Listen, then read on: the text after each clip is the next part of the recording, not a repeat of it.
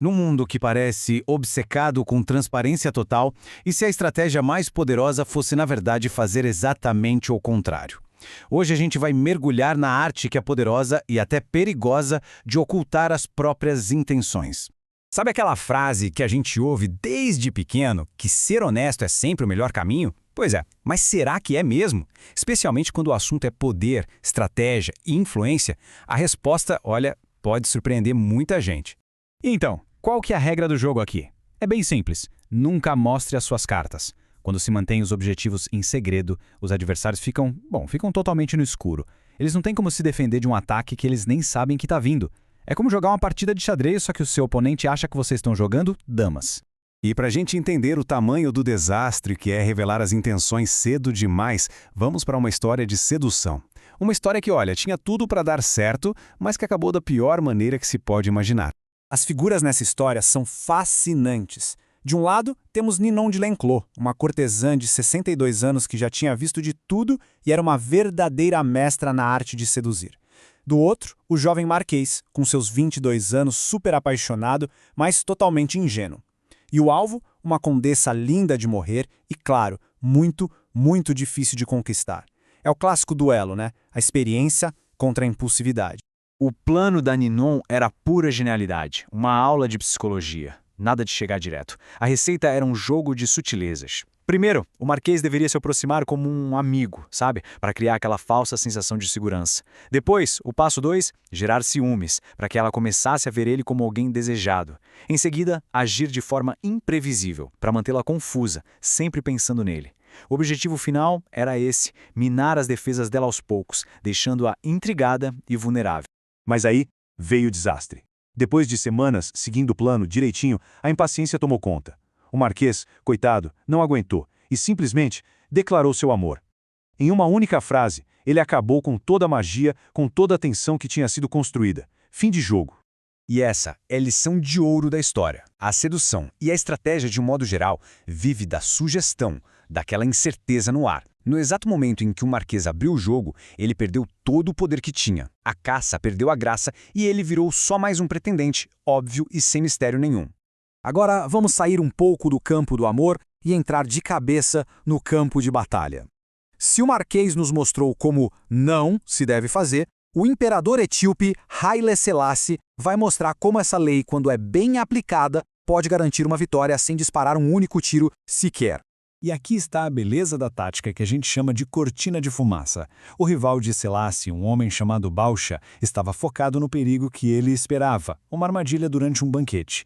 Ele se preparou para isso, levou seus guardas, mas enquanto toda a atenção dele estava ali, no salão do palácio, o verdadeiro golpe estava acontecendo a quilômetros de distância. O banquete nunca foi a ameaça de verdade, era só a distração. O resultado foi devastador. E brilhante. O exército gigantesco de Bausha foi totalmente desarmado, sem derramar uma gota de sangue. Quando o banquete acabou, ele descobriu a verdade. Estava em xeque-mate. Sem soldados, sem ter para onde fugir, a única opção dele foi se render. Uma vitória absoluta, conquistada só com uma boa história, uma boa distração. As próprias palavras de Bausha, o rival derrotado, resumem tudo perfeitamente. Selassie, que na época era chamado de Tafari, cultivou uma imagem de alguém inofensivo, um rato, enquanto escondia suas garras de verdade, as mandíbulas de um leão. Ninguém desconfiou das intenções dele até ser tarde demais. Agora, vamos elevar ainda mais as apostas. A gente vai sair de um encontro militar e vai para o destino de nações inteiras. E para isso, vamos conhecer Otto von Bismarck, o mestre supremo do jogo de longo prazo. A estratégia de Bismarck foi uma verdadeira obra-prima de paciência. Imagina só, um político, famoso por defender a guerra, de repente sobe e faz um discurso apaixonado pela paz. Foi chocante, e foi exatamente isso que ele fez em 1850. Essa jogada de mestre rendeu a ele a confiança do rei e um cargo no governo. Anos depois, quando ninguém mais esperava e ele já tinha todo o poder nas mãos, ele revelou seu verdadeiro objetivo. Usou seu exército para começar a guerra que sempre quis e unificar a Alemanha. Essa tática é o que a gente chama de falsa sinceridade, e ela é extremamente poderosa. Por quê? Porque as pessoas geralmente acreditam que ninguém fingiria sobre seus valores mais profundos. Ao defender publicamente a paz, Bismarck fez com que todo mundo baixasse a guarda, enquanto ele, secretamente, afiava as espadas. Ok, já vimos algumas ferramentas bem poderosas, mas e quando a fama de manipulador chega antes da pessoa? E se todo mundo já sabe que tem algo sendo escondido? Será que tem uma saída? Então, nosso arsenal estratégico agora tem as iscas, que servem para desviar a atenção, a falsa sinceridade do Bismarck, para ganhar a confiança de todo mundo, e a cortina de fumaça do Selassie, para esconder a verdadeira ação bem debaixo do nariz do adversário. Essa é a grande questão, não é? Se a pessoa já tem fama de trapaceira, de enganadora, esconder as intenções vira uma missão quase impossível. E é exatamente aqui que entra o reverso da lei, uma jogada de mestre. Então, existem dois caminhos. Pode-se usar a cortina de fumaça se escondendo atrás de uma fachada comum, ou pode-se fazer como o lendário P.T. Barnum. Ele era tão famoso por suas fraudes que decidiu abraçar isso. Ele anunciava abertamente que seus shows tinham truques, transformando a desonestidade em puro entretenimento. A honestidade dele sobre a própria desonestidade virou a cortina de fumaça perfeita.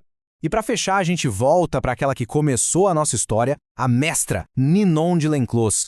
Conquiste a vitória antes de declarar a guerra. É uma ideia muito poderosa. O verdadeiro jogo do poder acontece nos bastidores. A vitória é decidida muito antes de o mundo sequer perceber que a batalha já começou. Fica aí a reflexão sobre o imenso poder daquilo que não se vê.